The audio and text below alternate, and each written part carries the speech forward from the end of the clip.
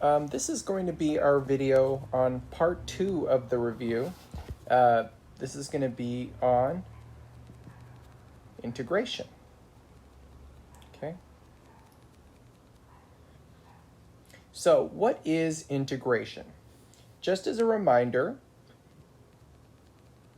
that if you take the derivative of a function and you get f prime of x, now what that means is that if you take the integral of the derivative, you get right back to the function.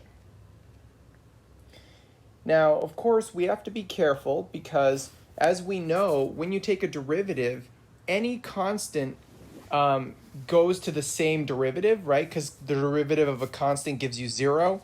So what that means is that an antiderivative is only unique up to an arbitrary constant. So you always have to put the plus c.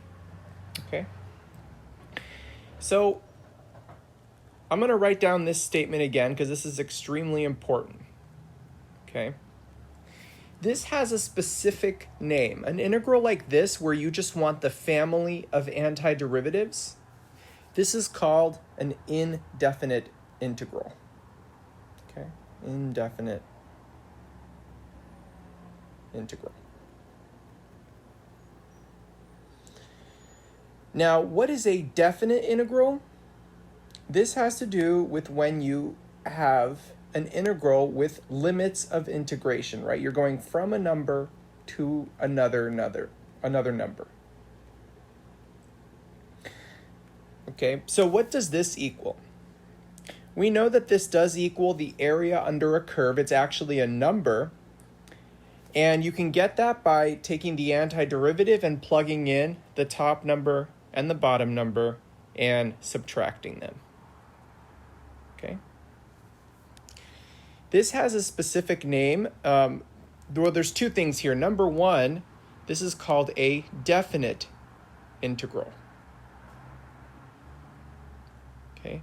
But number two, that is actually not obvious, right? This is an extremely important theorem that you learned in Calculus 1 called the fundamental theorem of calculus. This was actually part 2 of the fundamental theorem of calculus. A lot of times this is abbreviated as FTC2. Okay? So, I want us to go over all of the integration properties that you guys learned in Calculus 1. Okay, just so that we're all on the same page, because the very first chapter of Calc 2, Chapter 7, is going to be all about further integration techniques. So first off, let's call these the laws, okay? Really, these are just properties. So the very first property that we learn is that when you integrate a constant times a function, we know that that's going to equal the constant times the integral of the function, okay? So in other words, another way of saying this is that a constant can always pull out of the integral. By the way, everything I'm about to write down is true for definite integrals also. I'm just only going to use the regular integral sign just to show these laws, okay? So the next law is also important. We use this one all the time. It says that when you integrate the sum of two functions, just like with derivatives, this is just going to equal the integral of the first plus the integral of the second. Okay? Now, there's nothing special about a plus sign here, so I put a little minus there to indicate that this is also true for subtraction. Now, you'll notice these are just reversing derivative rules. Are we going to reverse all the rules? Not quite. One thing, a preview of what's to come, though, is that the very first thing you're going to learn in Chapter 7 is how to reverse the product rule. So you're going to reverse the product rule. Okay? So these are the only two laws we're going to write down so far. So the next thing I want to write down are the elementary antiderivatives. Just like there were derivatives you had to memorize, there are some integrals or antiderivatives that you should memorize. However, all of these are just the derivative rules written in reverse, okay? So let's start with the reversal of the product rule. Let's say that you want to take the antiderivative of a power. Sorry, not the product rule, I meant the power rule, okay? Take the antiderivative of x to the r. So just like when you take a derivative in the power rule, you multiply by the exponent and then you subtract 1 from the exponent, you're going to do the reverse and also in the reverse order. So what you're actually going to do is add 1 to the exponent and then divide by that exponent. So this is the new power rule when you're taking antiderivatives. Okay. Now, is this true for any value of r? Not quite. We need for r not to be -1. Okay? Why? Well, this rule wouldn't make sense if r was -1, right? Because otherwise you would be dividing by 0 in that formula. So what do you do when the power is -1? So when the power is -1, you're actually really integrating the integral of 1 over x dx, and we actually already know the formula for that. That is the natural log of the absolute value of x, right? This is reversing that derivative rule. You do need the absolute value there every time that you do an antiderivative of 1 over x, because we need it to cover the entire domain and not just the positives. Okay, let's keep going here. The next one is the integral of e to the x dx, and that's just going to be e to the x plus c, right? If the derivative of e to the x is e to the x, then it's also true for integral. Next, let's do the trig functions. The integral of cosine is sine of x plus c. The integral of sine of x is negative cosine of x plus c. Be careful, right? This reverses the negative signs from the derivative part, okay? Just because if you integrate sine, it's like taking the derivative of cosine, so that's why you get that negative, okay?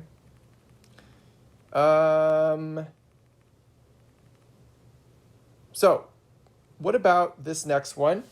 We know that taking the derivative of tangent gives you secant squared, and so the integral of secant squared gives you tangent, right? We're just reversing that one. Next, the integral of cosecant squared is negative cotan x. Again, we're just reversing the 6 trig rules. We've got 2 more. The integral of secant x times tangent x dx is equal to secant x plus c. And finally, the integral of cosecant x times cotan x is equal to negative cosecant x plus c. These are the 6 trig derivatives that you guys should already know, right? So therefore, the integrals should be easy to memorize as well. It's just the reverse order. Now remember, there were 2 derivative trig inverse functions that I wanted you guys to memorize, arcsine and arctan. And so the same is true when you're doing an integral. So the integral of 1 over the square root of 1 minus x squared, you should remember that as being arcsine. Okay. And then finally, the integral of 1 over 1 plus x squared dx is equal to arctan. These are the antiderivatives that I recommend that you guys memorize. Okay, again, you should know all of these already from the derivatives anyway. Okay?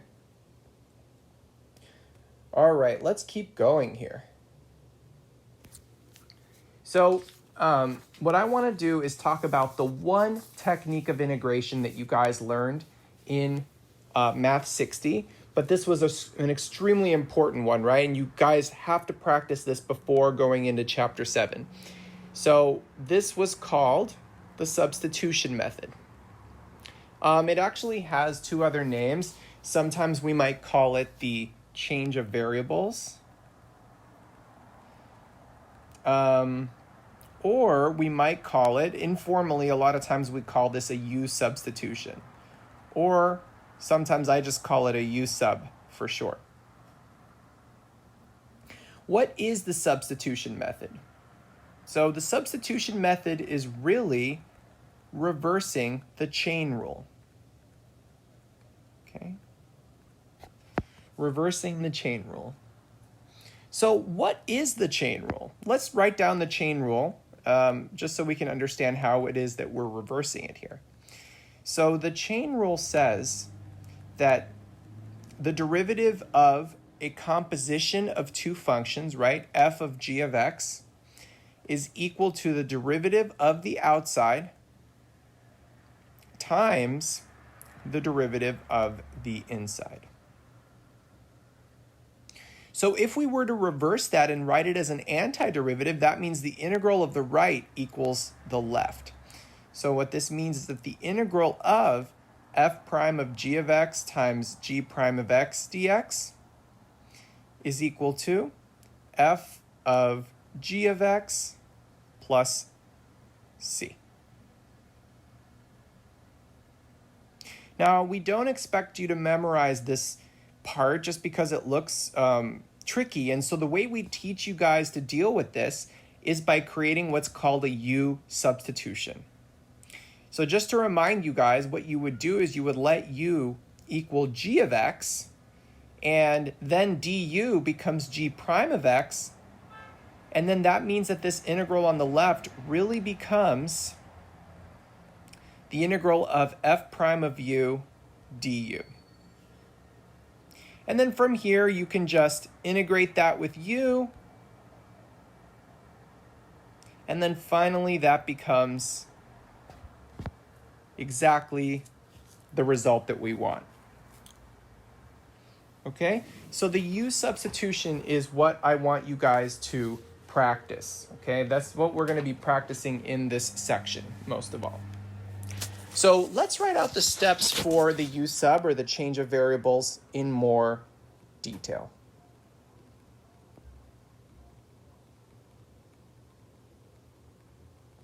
And we're about to write down the steps specifically for indefinite integral. Remember, that means we're not integrating from a number to a number. Okay, so I'm just going to write indefinite right here. Okay. So this means that we're looking at an integral that looks like this. Okay, how would you do that? So let me write out the steps clearly. So step 1, you're going to pick the u, right? You're going to let u equal g of x. Okay? And the way that you pick pick the u, what to let u equal, is you're going to make sure that g prime of x, right, the derivative of g, make sure that g prime of x appears as a factor of the integrand. Okay, this is extremely important. You're going to see later, you need to make sure that g prime of x is in there, otherwise your u sub is not going to work, okay? What do you do next? So I'll call this all part of step 1. You then need to find the derivative. So du dx is equal to g prime of x, but there are two other ways of writing this. You could write this as du equals g prime of x dx, or you can also write this as dx is equal to du over g prime of x. However you write it, either of these three ways, it's totally fine. And this is all important. You need to make sure you do your du transformation and not just your u.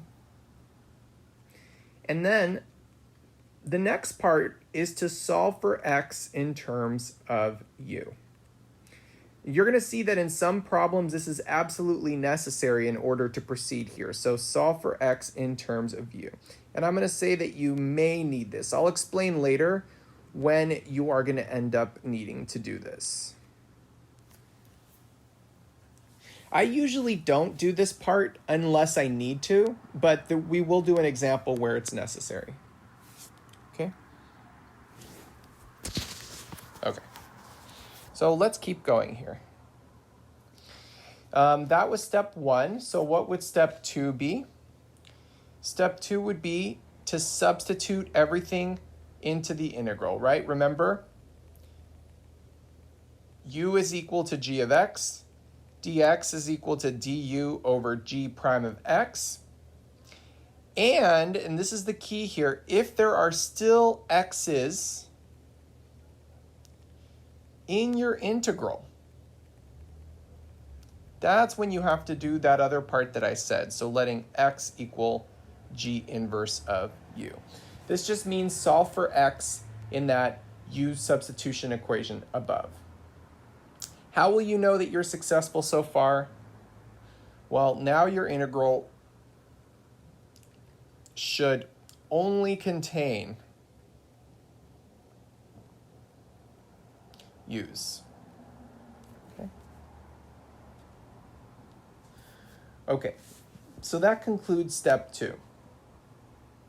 So what's going to happen now? You should now only have u's in your integral, and it should be something that you can integrate, right? So the next step is to actually figure out the antiderivative. So anti-differentiate with respect to u.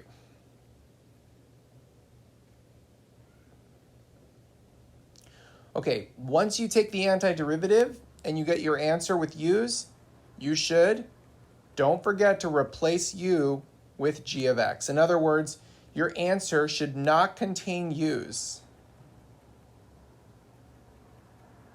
It should only contain x's at the end, okay? Okay. So for a definite integral, what is the difference, right? Remember, a definite integral is the same thing except you're going from a number to a number. So if you're going from a to b, what do you do with the a and the b there? You have an option. You can either change everything back to x and then just plug those in and subtract, but I like to do something a little bit different, okay? In step 2, what you want to do is you want to change the limits of integration to u values instead of x values. Okay. What do I mean by this? So if you've got this written out, you need to understand that when you were starting out, the a and the b there, those numbers are actually x values, right? Everything's in terms of x. That's why you have a dx there. So the idea is to take the a and the b and to plug them in to our u equations. So your u is g of x, and you're going to plug each of the a and the b's into the u formula, and then that's going to give you the new numbers, g of a and g of b. And those new numbers are going to be what you plug in later. So what's nice about this is you don't have to convert back to x's. You could just plug in and solve directly from here. So you're going to use, at this point, the fundamental theorem of calculus to solve, right? That means just plug in those numbers and subtract. So you don't have to change back to x's. That's the big point here. Before I move on, I want to point out that I am teaching it this way because I'm trying to prepare you guys for Calc 3. In Calc 3, when you do a change of variables with a double integral or a triple integral, you are never going to go back to the old variable. So I'm trying to teach you guys some habits that will carry over into the next class. Okay, let's go ahead and do some examples here. So starting with our first example, the integral of x squared e to the x cubed dx. So we need to figure out what to let u equal here. What I notice is that x cubed is inside of the function e to the x. So that's a big clue that we need to let u equal x cubed, right? And I also want to point something out. So let's go ahead and write u equals x cubed. But remember, if you do that, you get du equals 3x squared dx. And so we need to make sure that x squared dx appears in our integral. And it does. There is x squared dx. So we know we're going to be okay. Let's go ahead and write it this way because we want just x squared dx to be there. So that means we're going to have a 1/3 left over. So what does this integral become? We do our transformation, and this ends up being 1/3, and then e to the u du. What is this integral going to equal? Well, the 1/3 pulls out, and the integral of e to the u is just e to the u, and so this is what we end up with. 1/3 e to the u plus c. However, remember that u is equal to x cubed, and so we cannot leave our answer with u's at the end, so our final answer is 1/3 e to the x cubed plus c. Okay. Now, I want to point something out here, okay? You can check all antiderivatives by just taking the derivative and seeing if you get back to where you started. So I want to just note a check here. I'm only going to do it this one time just to remind you guys of how it works. But if you take the derivative of our answer, what do you end up with? Well, the derivative of the first one, you're going to use the chain rule. So it's just going to be 1/3 e to the x cubed times the derivative of the inside is 3x squared. And the 3's cancel, and that just gives you x squared e to the x cubed, which you notice is exactly what we started with in our problem. Okay, so you can always check every single integral by just taking the derivative of your answer. This is something I recommend doing when you're taking exams or something like that if you have time at the end. Okay? All right. That was an easy first example. Let's keep going here. So number 2.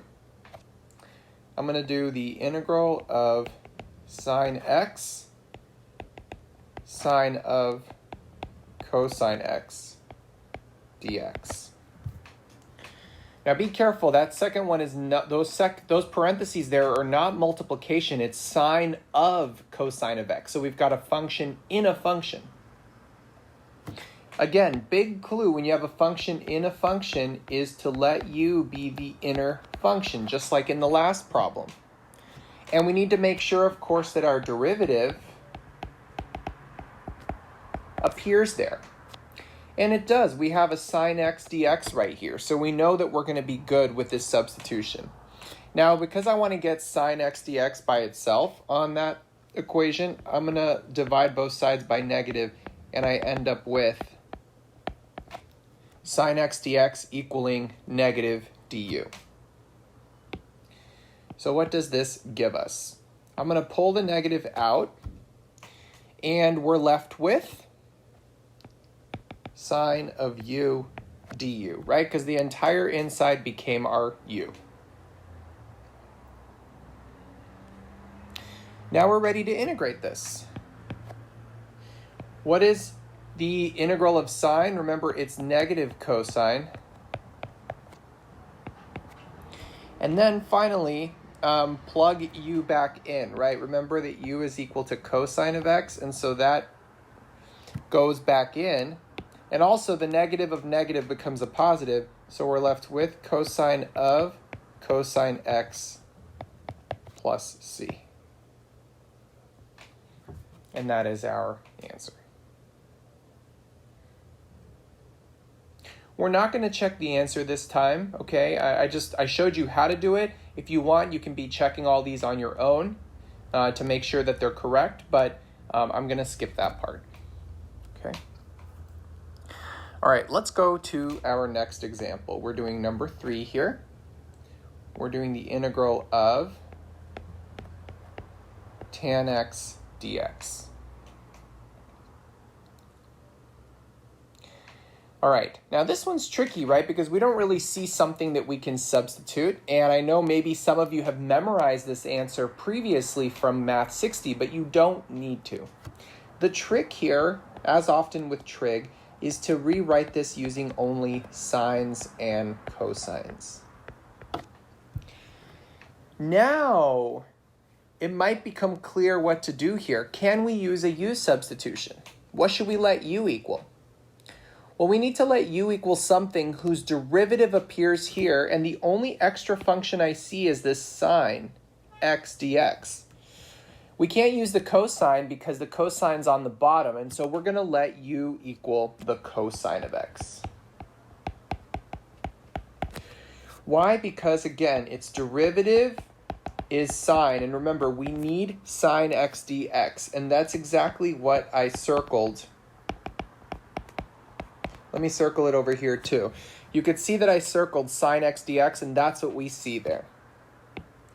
And so when you do your transformation, we're left with negative 1 over u du. Okay. Because the cosine became the u, and remember, the sine x dx became the du. So we know how to take the antiderivative of this. This is just the negative ln of the absolute value of u plus c. And then finally, we can replace u back with cosine. So we're left with negative ln absolute value of cosine of x plus c. Okay. Let's try another one. It's going to be number 4. This one's going to be a little bit trickier, okay? X squared times the square root of 2 plus x dx. So this one's a little harder because once we let u equal our inner function, we're going to see that we still have x's left over. And remember, I did explain what to do in my steps there, but I want to show you guys an example like this. So if you take du here, you just get dx. And so when you start replacing stuff here, here's what you get.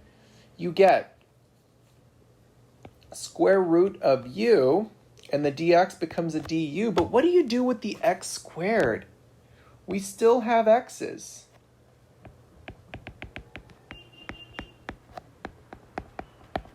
So that means that we actually need to use this equation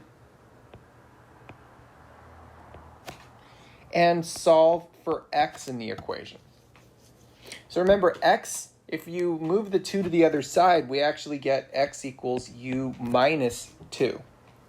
And so plugging in u minus 2 into x over here gives us exactly u minus 2 squared. So we have just used our transformation on our integral here, but does this look any easier to solve? The answer actually is yes, because now under the square root we just have a u, and watch what I can do now. I can use algebra. First, let me go ahead and expand u minus 2 squared. This is u squared minus 4u plus 4.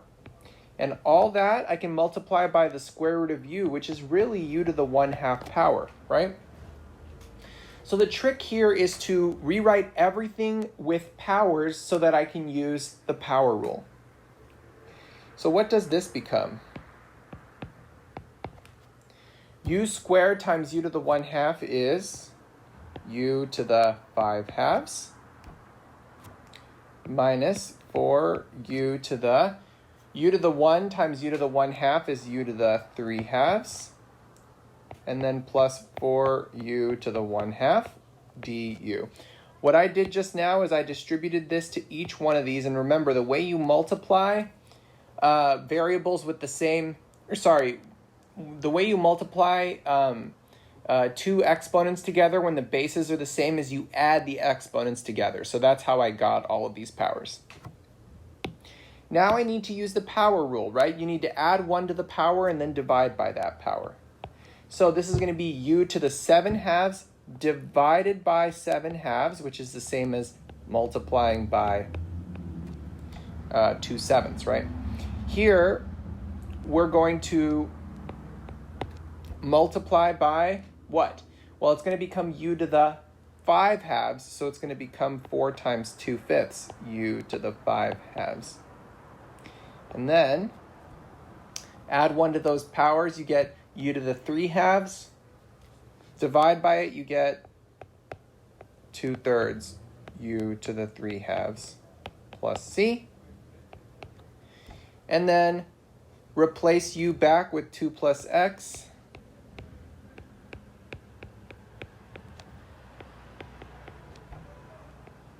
And I'm also multiplying those fractions out.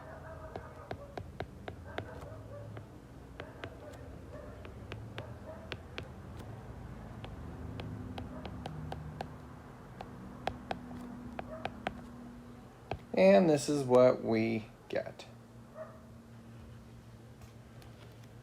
Okay.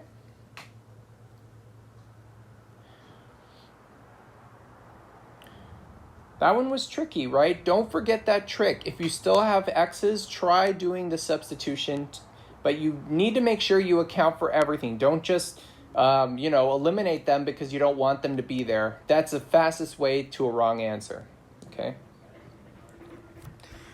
Okay, let's try another example. This time we're going to use a definite integral. So I'm going to do an integral from 1 to 2 of e to the 1 over x divided by x squared dx. Again, the difference here is that we have the 1 and the 2 there, right? You're going to see that not much is going to change, but I'm going to use my modified technique I explained earlier. So what are we going to let u equal? The trick here is to let u be the 1 over x, which is the function that's inside the function. And remember, that's the same as x to the negative 1. So what's nice about that is if you take its derivative, you can just use the power rule. So you get negative 1 times x to the negative 2, which is the same as negative 1 over x squared dx. Sorry, I have a dx here too. So if I move the negative to the other side, I get exactly 1 over x squared dx, which is what I have right there. Okay, so what is this going to become? I have the integral now of just e to the u du. Okay, but I need to figure out what these numbers are going to become. Okay, what is my 1 and 2 going to become? Because I want to change those to u's also. So let's start with the bottom number. If x is 1, what's u going to be? Remember, I plug it into the 1 over x formula, so that's 1 over 1, which is just 1. So this 1 is actually going to stay as a 1. And now, if I plug in x equals 2, then that means that u is equal to 1 over 2. So this top number is 1/2. And I almost forgot my negative, right? I do have a negative here just because I had that with the du part. There you go. I've finished my transformation fully, and I'm in the world of u now. I do not have to go back to x's here. So then, the antiderivative of negative e to the u is negative e to the u, and I'm going to go from 1 to 1/2. This means that you're going to plug in e to the 1/2, or plug in 1/2 and then minus, you're going to plug in a 1 there. You get e to the first power, which is the same as e minus e to the 1/2. The subtraction got reversed, right? Because of the minus on the outside. So that is what we got as our answer.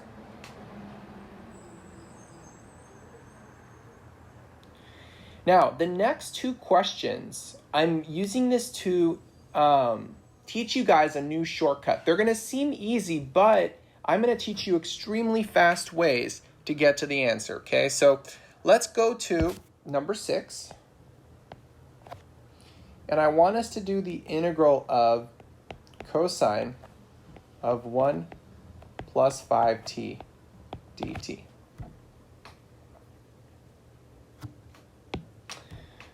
Again, we have a function in a function, so I'm going to let u be 1 plus 5t.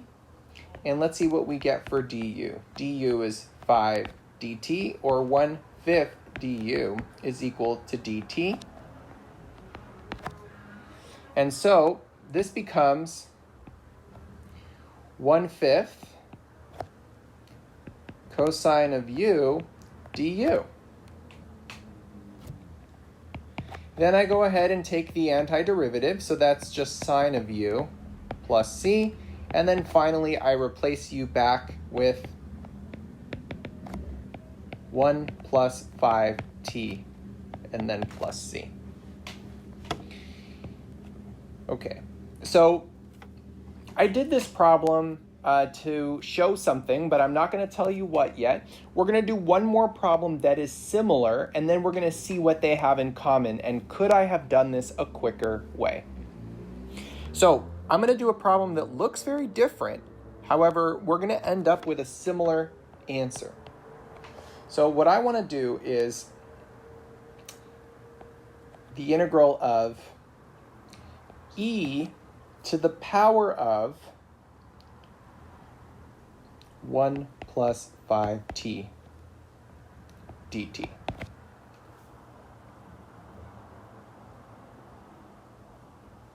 Do we see how similar this problem is to the last one? I had cosine of 1 plus 5t. In this one, I have e to the 1 plus 5t.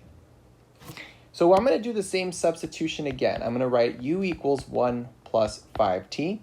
And so du is 5 dt, or that's the same as dt equals 1/5 du.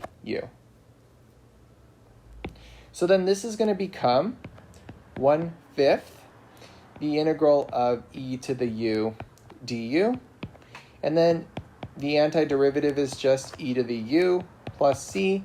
And then finally, I replace u back, and I get 1/5 e to the 1 plus 5t plus c. Now that we've done both of these similar examples, do we see that the answers are extremely similar? In the first problem, I got 1/5 sine of that thing, and in the second problem, I got 1/5 e to the power of that thing. So the question is, can I do a shortcut that just brings me directly to this answer? Right? We're a little more sophisticated now. We've done Calc 1, we're in Calc 2, and we want some quick ways to do easy integrals.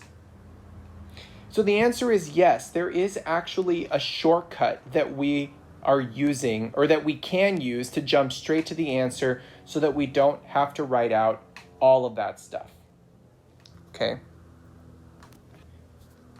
So let's write down that shortcut. This is called the linear substitution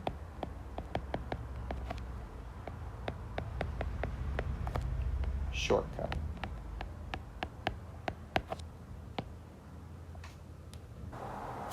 Okay, so let's try to verbalize what we just did and how we can do a shortcut here. What we're saying is that if we see a function of that contains a linear function inside of it, right? And that's what was special about this function before. You notice that we had a linear function, 1 plus 5t inside of it, 1 plus 5t inside of it. Now, why did we end up with a 1/5? That's because if you divide by the slope, that's where you get the 1/5 from, right? Because the 1/5 comes from the fact that the slope is 5, right? The slope is 5, and that's why when you took the du, you got the 5, and it became a 1/5 in your answer.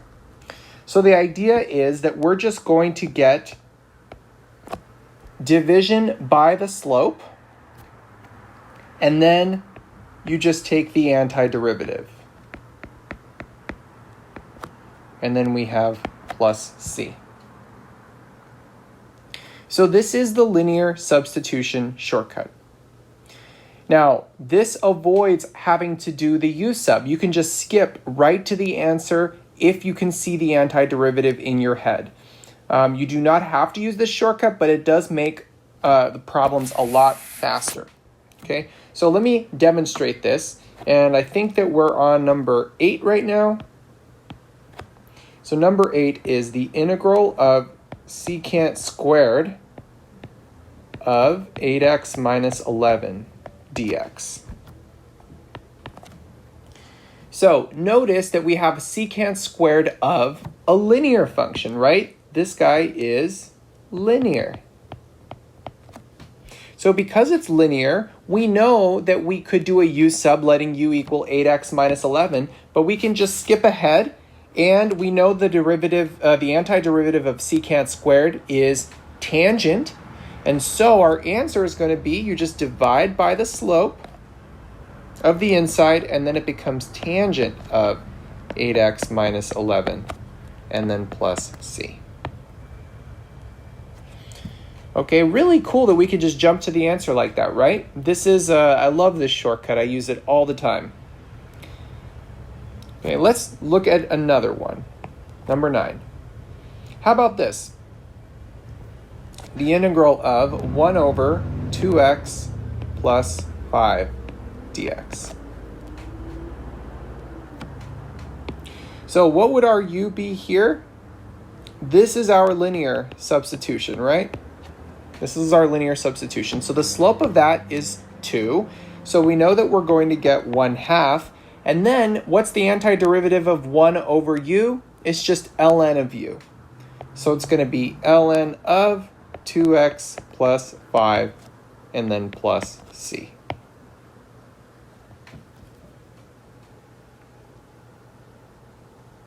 Really cool shortcut. It speeds things up quite a bit. In the next example I do, you're going to really see how useful this shortcut is. Okay, so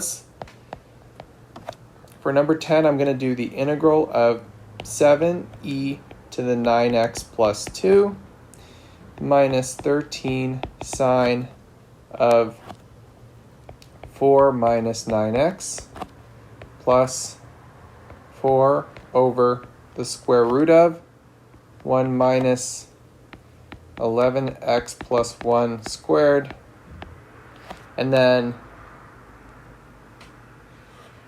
plus 5 over 2 minus 3x dx. Normally, this would be a tricky integral to do because we would have to do possibly split this up into 4 pieces and then do 4 different u subs.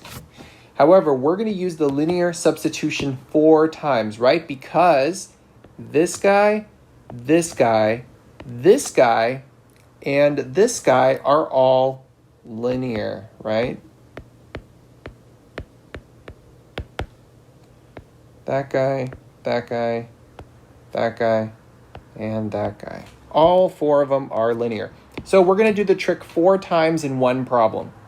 So first problem, the slope is 9, so it's going to be 7 over 9. And then the integral of e to the something is just e to that thing. Next, the slope is negative 9, so we're going to divide by negative 9. So if you divide by a negative 9, it looks like this. And then the integral of sine is negative cosine, so it's going to be negative cosine of 4 minus 9x. And then this next one's tricky, but I want you to imagine, what if that thing I underlined, the 11x plus 1, was really just an x, right? That substitution would be arc sine, wouldn't it? Okay, because it's the square root of 1 minus x squared. So we know this is going to be arc sine, but we divide by the slope. So this is going to be plus 4/11 arc sine of 11x plus 1.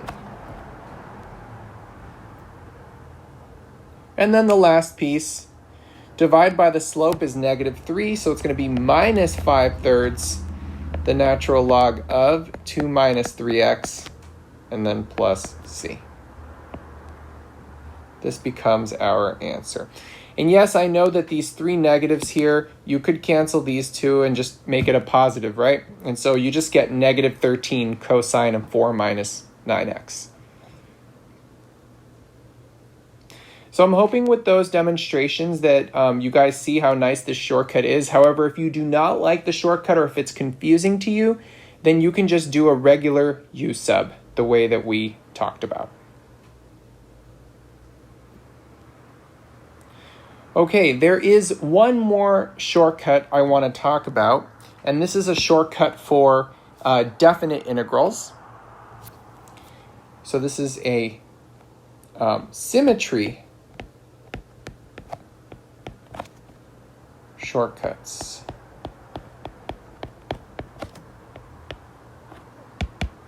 For definite integrals. Okay, so first of all, my notation, the way that I write even functions, I'm going to write it as even of x. Okay, just to remind you that it's a function and that it's an even function. And odd functions, I'm going to write it like this, odd of x. So the shortcuts look like this. What happens if you are integrating, you're doing a definite integral, and you're going from negative of a constant to the positive of the same constant? What happens if you do the integral from -a to a of an even function? And what happens if you do the integral from -a to a of an odd function of x? Let's draw a picture of what this looks like. So what's an example of an even function? Let's draw a nice picture here. So let's say we've got the following even function. So we've got something on the left and right that match, and remember we're going from -a to +a. And so this is what we're talking about, right? So how would you do that area? Well, the shortcut that we're going to talk about is the fact that the area on the right equals the area on the left since it's even. It's an even function. And so that's why you can, instead of going from -a to a, you can just double it and go from 0 to a. And this makes your problem a little bit easier because you do not have to deal with plugging in a -a. You could just plug in 0. 0 is always something that's nice to plug in to a problem. Okay, what about odd functions? This one's even nicer, okay? So let's say that you have an odd function. An odd function means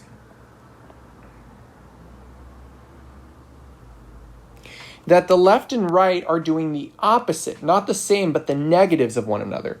And so when you have an integral that goes from -a to a, the area on the left is the negative of the area on the right, because they're the same area except one is under the x-axis and one is above the x-axis. So when you add these two together, you get 0. So these are our symmetry shortcuts, okay? I recommend using these whenever you notice that it can be used because it can make your problem a lot easier. And I will use these in class whenever I see that they're possible to use, okay? Let's do some examples here, okay? So let's start with an easy one here. Let's say we're going from -4 to 4 of x squared plus 2 dx. What kind of a function is x squared plus 2? This is indeed an even function, right? With polynomials, you have symmetry exactly when you have all even powers or all odd powers. So this is all even powers. So that means we do have an even function. And we're going from -4 to 4. Negative 4 to 4. So we know we're going to be able to use our trick from before. This means that we can double the integral and go from 0 to 4 instead. And let's go ahead and solve it. So this would be, the antiderivative is 1/3 x cubed and then plus 2x. And then we're going from 0 to 4. The good thing about plugging 0 into that is you just get 0, and so you don't even have to worry about it. So the answer is 2 times 64/3 plus 8, which is 128/3 plus 16, which is the same as 128/3 plus, let's see, 3 times 16 is 48, right? So if you're going to add these two together, if you add 128 plus 48, you get 176. So it's 176/3. Okay. So this is using the even symmetry trick. And let's go ahead and do the other trick if you notice it. So the other trick, let's say we were going from, now let me do this on the previous page just to save a little space here, because I think it's going to fit. What if we were going from negative 4, well, let me say negative 2 to 2 of sine x cosine x dx. Now, this is not exactly a hard integral to do the long way, but it's a lot easier if you notice that if you were to plug in a negative x into here, you would actually get a negative of the function. So in other words, this whole thing is actually an odd function. And you're going from negative 2 to 2, right? You're going from negative 2 to 2, and so the answer is 0. Really nice, right? So little you have to do for that one. Okay, now let's do one more example. This one's going to be a really cool application of this. You can't use this often, but when it does work, it feels pretty nice. What happens if you have a problem like this?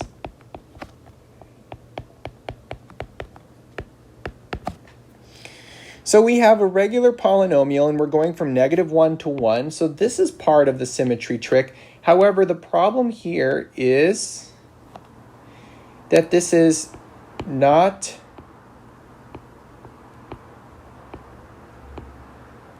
even or odd. Okay, it's neither, because we have even and odd powers. So does that mean that we can't do anything with this? No, because isn't it true that I could write this as the odds